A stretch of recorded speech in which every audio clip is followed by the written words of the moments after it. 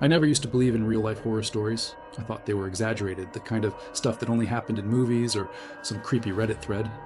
But after what happened to me in college, I don't sleep without checking my closet. It started with small things. I lived alone in a one-bedroom apartment just off campus. It was old, smelled like mildew, but it was cheap. The first weird thing I noticed was my food disappearing. I knew exactly how much I had in my fridge. I was a broke college student, after all. But some nights, I'd come home and a slice of bread would be missing, or my milk would be just a little lower. Then there were the noises. I'd wake up in the middle of the night to faint creaks and soft rustling. I told myself it was just the building settling, the wind, maybe even a raccoon outside. But one night, I heard something different. Breathing. Not mine.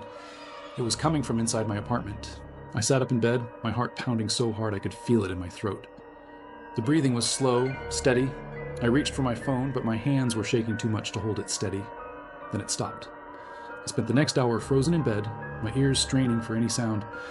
Eventually, I convinced myself I imagined it. Sleep deprivation, stress, whatever excuse helped me sleep at night. A week later, I found out the truth. I came home early from class, and as I was setting my backpack down, I heard it. A soft thump from inside my closet. I don't know what made me do it, but I grabbed a baseball bat and yanked the door open. At first I thought it was empty, just my clothes hanging there. Then my eyes adjusted to the dark. There, crouched in the crawl space above my closet, was a man. His skin was filthy, his hair matted, and his eyes, God, his eyes were wide and unblinking. He grinned at me, showing yellow, rotting teeth. I ran.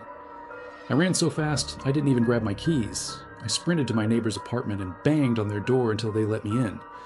The police arrived minutes later, but when they searched my apartment, he was gone. The only thing they found was a small sleeping bag, empty food wrappers, and a knife tucked under my bed. I never went back to that apartment. I grew up in a small town in Pennsylvania, surrounded by thick forests.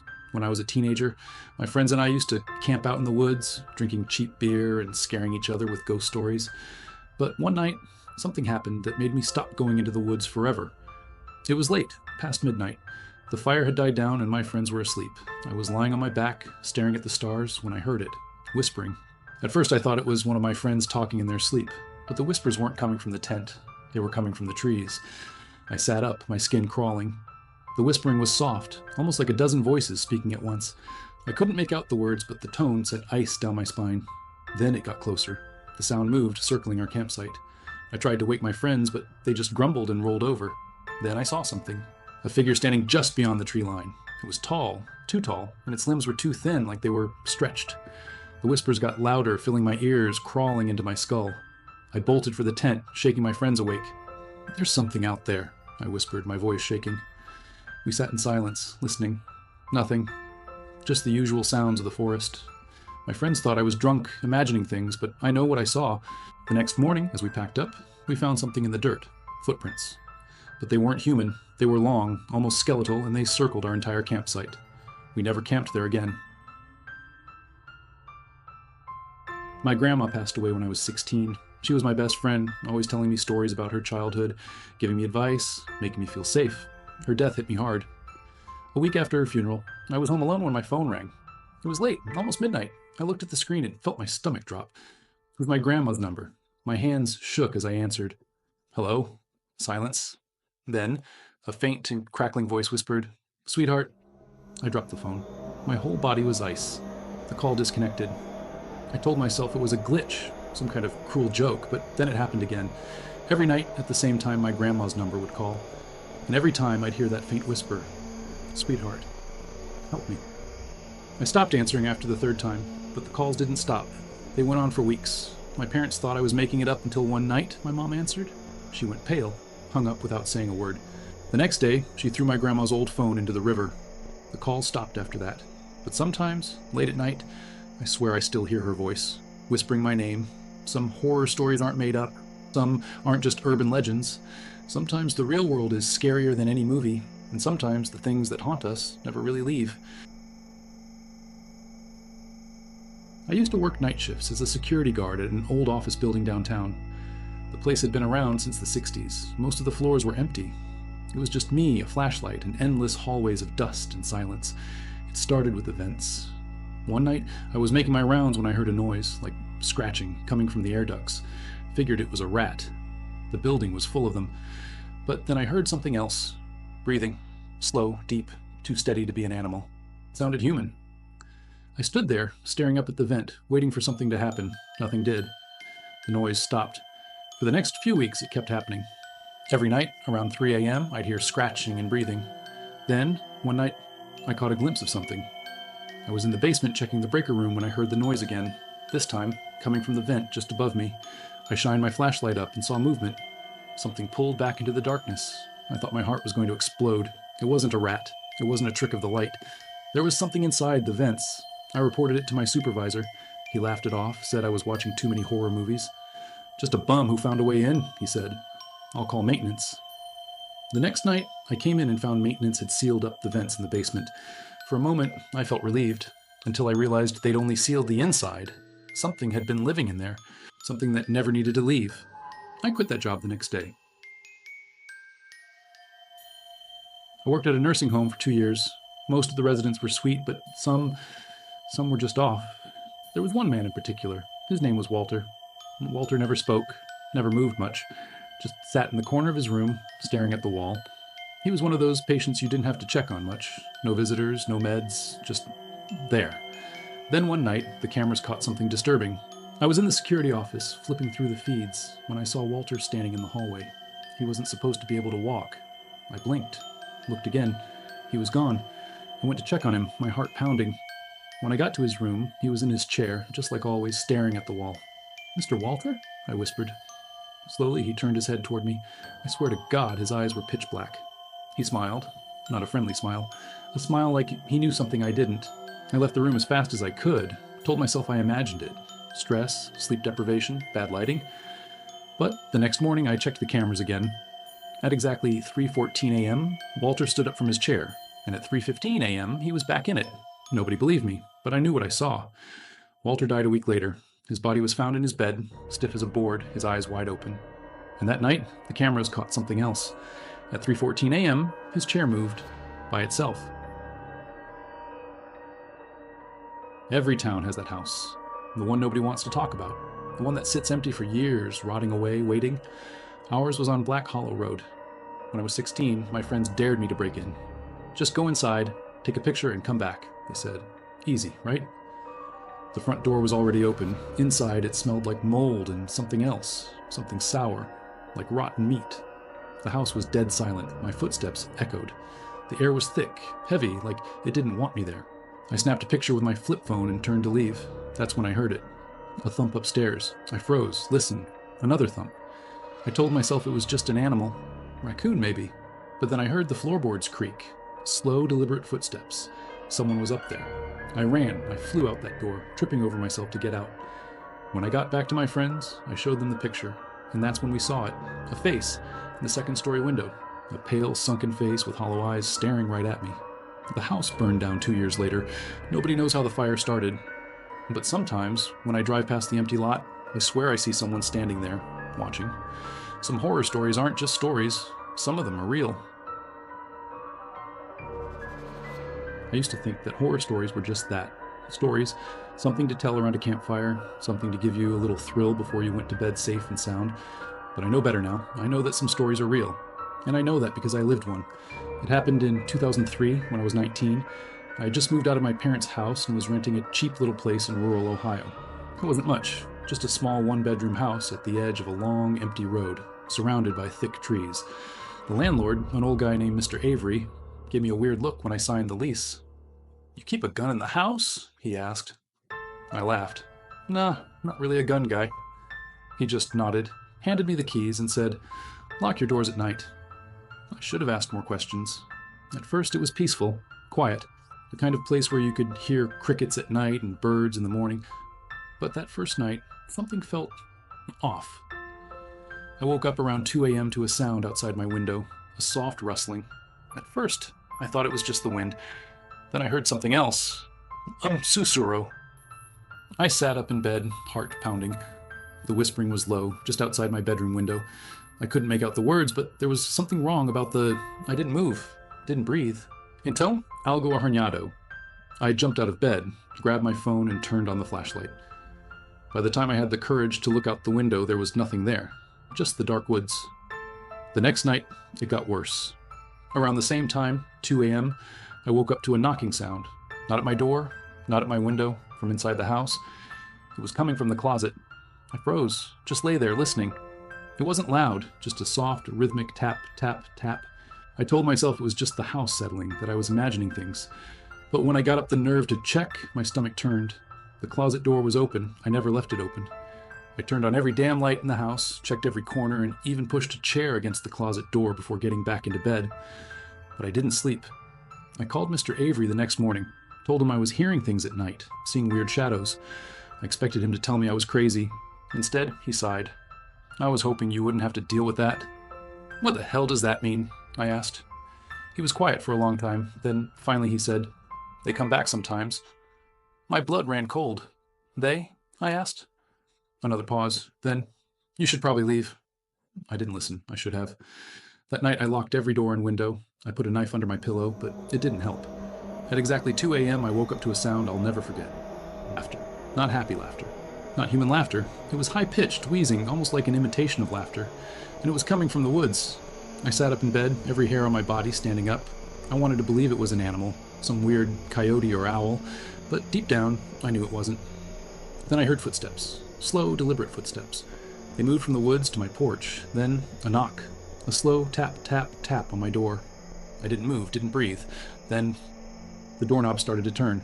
I grabbed my phone, shaking so hard I could barely hold it, and dialed 911. The operator answered, and I whispered, There's someone outside my house. The knocking stopped. For a long, horrible moment, there was silence. Then the voice came. Low, distorted, layered. Let me in. I ran into the bathroom, locked the door, and stayed there until I heard sirens outside. The cops found nothing. No footprints, no signs of forced entry, just an open bedroom window, one I know I locked. I left the next day. Didn't even bother packing half my shit. Just threw whatever I could in my car and drove 6 hours to my cousin's place. I never went back. A month later, I got a call from Mr. Avery. They found something, he said. I didn't want to know. But I asked anyway. They found bones in the woods behind the house, he said. Old ones. Not human. I swallowed. Then what? He hesitated. We don't know, but whatever they belong to, it's still out there. And then, just before hanging up, he said, I told you to keep a gun in the house. I don't know what was out there. I don't want to know. But if you ever find yourself alone in a quiet house in the middle of nowhere, lock your doors. And if you hear something whispering outside your window at 2 a.m., don't look. I don't talk about this much. Hell, I don't even like thinking about it. But if I don't tell this story, I feel like it'll just sit in my gut, rotting me from the inside out. This happened in 1998, when I was 18, and working as a delivery driver for a local pizza place in southern Indiana. It was one of those dead-end jobs you take when you're young and stupid, driving around late at night, blasting music and barely making rent. The night it happened was a slow one. It was raining, not too hard. Just that steady drizzle that makes everything slick and miserable. I was about to clock out when the phone rang. Last order of the night. I almost ignored it, but my manager gave me that look, so I picked it up. Yeah, hi. The voice on the other end was rough, low. You guys still delivering? I sighed. Yeah, last order though. Good, the man said. Then he gave me the address. It was way out in the woods, miles from town. I hesitated. The rule was, if it was too far, we didn't go. But before I could make up an excuse, the guy said, I'll tip you $50 if you come. $50 was a lot for an 18-year-old. I took the order. It was a long, dark road. The kind where there aren't any streetlights, just your headlights cutting through the trees, making weird, twitching shadows. The rain had picked up, and my wipers made this awful screeching sound every time they passed over the windshield. The house was deep in the woods, a rundown place with boarded-up windows and a sagging roof, the kind of place where, if someone screamed inside, no one would ever hear them. I got out, pizza in one hand, receipt in the other. There was no doorbell, just an old iron knocker shaped like a wolf's head. I knocked 3 times, silence. Then, from somewhere inside, a voice. Come in. I froze. We weren't supposed to go inside customers' houses. Company policy. And even if it wasn't policy, I wasn't about to just walk into some stranger's creepy-ass house in the middle of nowhere. I can just leave it here, I called through the door. Silence. Then a whisper. Come in. I took a step back. Every part of me was screaming that something was wrong. I turned to go back to my car.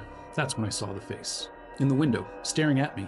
pale, wide eyes, mouth open too wide, like it had been cut that way.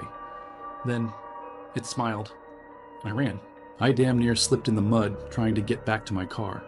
My hands were shaking so bad I fumbled the keys, dropped them. When I bent down to grab them, I heard it. The front door creaking open. I didn't look.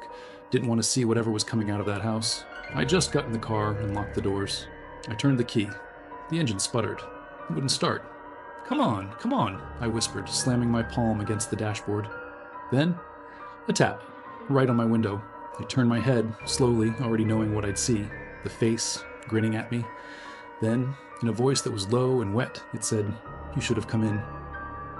I don't remember much after that. Just adrenaline. I got the engine to start, floored it, and didn't stop driving until I saw lights, buildings, people. When I got back to the pizza place, my manager took one look at me and said, "Jesus, what the hell happened to you?" I quit that night.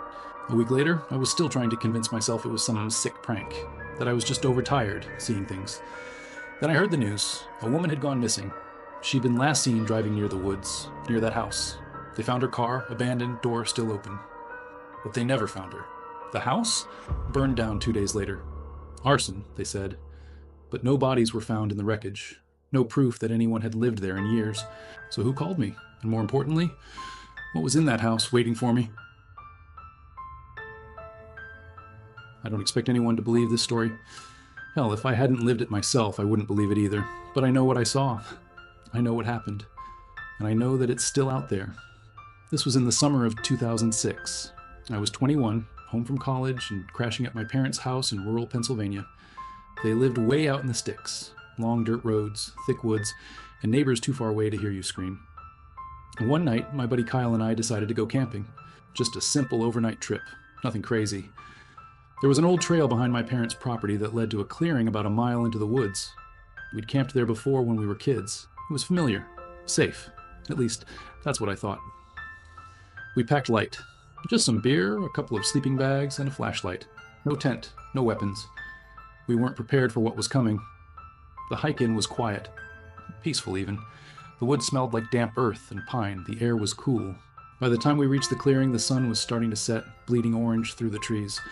We built a small fire, cracked open a couple of beers, and just talked. Kyle was bitching about his job. I was complaining about school. Normal shit. Then, around 11, we heard the first sound.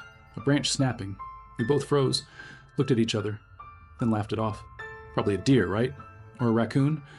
But then, a minute later, another snap. Closer. Kyle picked up the flashlight and shined it toward the trees. The beam cut through the darkness, landing on nothing. Just trees. Shadows. Silence. "Probably an animal," he muttered, shutting the flashlight off. I nodded, but something felt wrong. My stomach was tight. My skin felt electric, like my body knew something I didn't. Then came the breathing. Low. Raspy. Coming from the tree line. Kyle heard it too. He sat up straight, turned the flashlight back on, and aimed it toward the sound. That's when we saw it. At first I thought it was a person. A tall person. Too tall. At least 7 feet. It was standing just at the edge of the trees, half hidden in the shadows. Its skin was pale, not white, but gray, like old meat left out in the sun. And its eyes were wrong. They weren't glowing, weren't animal eyes. They were just black, empty, like 2 holes punched into its face, and it was staring right at us. Kyle swore under his breath. "What the fuck is that?" I couldn't speak. I couldn't move. Then it smiled. Its mouth stretched too wide, splitting open like a fresh wound. Teeth like needles. I don't remember getting up. I don't remember grabbing my bag. I just remember running. Kyle was right behind me, flashlight bouncing wildly, our fire still burning behind us. We tore through the woods, branches whipping at our faces, feet slamming against the dirt path. Behind us, I heard it move. Not running, not crashing through the brush, just a low clicking sound, like bone against bone, like it was crawling. We reached the house in record time, slammed the door shut, locked every window. My chest was heaving, my hands shaking so bad I could barely turn the deadbolt. Kyle was pale as a ghost. "Dude, what the fuck was that?" I had no answer. Neither of us slept that night. Every time I closed my eyes, I saw it. That smile. Those eyes.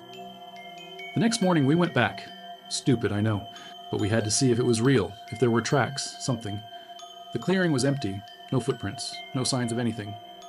except for the fire. It was out, nothing but blackened wood and cold ash. And right in the middle of it, sitting perfectly upright, was my backpack. I had dropped it while running. I knew I had. But there it was. And sticking out of the front pocket was a single, long gray tooth. Well, we never went back. I grew up in a small town in Nebraska, the kind of place where nothing ever happens. Until it does. And when it does, people either pretend it didn't or they move away and never talk about it again. I guess I fell somewhere in between. I was 16 when it happened. Old enough to think I was invincible, young enough to be dead wrong. We lived on the edge of town, surrounded by fields that stretched out for miles, cornfields mostly, tall enough in the summer to swallow you whole. There was an old scarecrow out in one of them, about 50 yards from our backyard. I never really paid attention to it. It had been there as long as I could remember, a sagging thing with a burlap sack for a head and arms outstretched like it was waiting for a hug. Then, one day, it moved. I was home alone that night. My parents had gone to some dinner in town and my little brother was at a sleepover. I was on the couch, half watching some dumb horror movie when I glanced out the back window. The scarecrow wasn't where it was supposed to be. It had been in the middle of the field that morning, same as always. But now it was closer, not by much, maybe 10 feet. I frowned, pressing my face to the glass. It was hard to see in the dark, but yeah, closer, like someone had dragged it forward a little. I tried to shake it off. Maybe my dad had moved it for some reason. Maybe the wind had knocked it down and he'd put it back up. But then I saw the footprints, a dark trail in the dirt leading from where it had been to where it was now. I locked the back door. An hour later, I checked again. It was even closer. 20 feet from the house now. I could see the details better. The old, tattered clothes, the stuffing poking out from holes in the fabric. The burlap sack had dark stains on it. And the arms, stretched out like always, seemed higher than before, like they were reaching. I called my dad. It went straight to voicemail. I tried to tell myself I was imagining things. Maybe I just thought it had moved. Maybe my brain was playing tricks on me. And then the porch light flickered. Once, twice. And the scarecrow took a step forward. I saw it. I saw it move. Not dragged, not pushed. It stepped forward. My stomach dropped. My skin went ice cold. I grabbed a knife from the kitchen and locked myself in the bathroom. I don't know how long I sat there, knife gripped so tight my fingers ached, ears straining for any sound. Then, a thud against the back door. I held my breath. Another thud. Slow, steady. I wanted to scream, to cry, to do anything but sit there frozen. But I couldn't move. Then, silence. I don't know how long I waited. 10 minutes? An hour? But when I finally worked up the courage to check the window again, the scarecrow was gone. The field was empty. Just rows of swaying corn under the moonlight. My parents got home around midnight. I tried to tell them what happened, but they just laughed. My dad even went outside with a flashlight, scanning the field. "See?" he said. "Nothing out here. You probably just fell asleep watching that movie and dreamed it." I wanted to believe him. I almost did. But the next morning when I walked outside, I saw them. Footprints. Not shoe prints, bare feet. Leading from the field to my bedroom window. I never told anyone about this before. Not because I was afraid they wouldn't believe me, though they probably wouldn't, but because saying it out loud makes it real. And I don't want it to be real. I want it to be a nightmare, a bad dream I had once when I was a kid. But it wasn't. It happened. It started in the summer of 1998. I was 9 years old, living with my mom and little sister in a small rental house on the edge of town. My dad had left a year before, and money was tight. Mom did her best, working late shifts at the diner, leaving me to watch my sister Claire, who was only 5 at the time. The house was old, creaky floors, thin walls, a basement that smelled like mildew, but it was home. The only thing I really hated about it was the crawl space. It was in the hallway, a small wooden door no higher than my waist. Mom kept it locked, said it was just for storage. But sometimes, late at night, I'd hear noises coming from behind it, scratching, shuffling. Mom said it was mice. I believed her. For a while. One night, I woke up to a soft, creaking sound. Not from my door, not from the floorboards, from inside the walls. I sat up, heart pounding. The room was dark, Claire snoring softly in the bed across from mine. Then I heard it. A whisper, not words, just breath. Right up against the wall behind my bed. I wanted to scream, to run, but I couldn't move. Then came the scratching. Slow, deliberate, right behind my head. I finally found my voice and yelled for my mom. She came rushing in, flipped on the light. The sounds were gone. I tried to tell her what I heard, but she just sighed and rubbed her temples. "It's an old house, sweetheart. It makes noises. Go back to sleep." But I knew what I heard. The next day, while Mom was at work, I decided to check the crawl space. The lock on the door was old and rusted, barely holding the latch in place. I pried at it with a screwdriver until it popped open. The smell hit me first. Damp. Stale. Like something rotting. I held my breath and peeked inside. It was dark, a narrow tunnel running along the base of the house. I could see pipes, old insulation, a few scattered boxes, and something else. Something that made my stomach twist into knots. A small pile of candy wrappers. Claire's favorite kind. I scrambled back and slammed the door shut, locking it as fast as I could. That night, I made Claire sleep in my bed. A few days later, Mom noticed the smell too. She thought maybe an animal had died under the house, so she called the landlord. He came by the next afternoon, toolbox in hand. I watched as he unlocked the crawl space and crouched inside, his flashlight beam bouncing off the walls. He was only in there for a few seconds before he jerked back, scrambling out so fast he nearly fell. His face was pale. "I'm calling the cops," he muttered. Mom pressed him for answers, but he just shook his head. When the police arrived, they pulled a sleeping bag out of the crawl space, a knife, and a stack of Polaroid pictures. Me and Claire, taken from inside the house. The cops never found him. Whoever he was long gone. But sometimes, late at night, when the house is quiet, I still hear it. The scratching, the whispering, and I know he's still watching.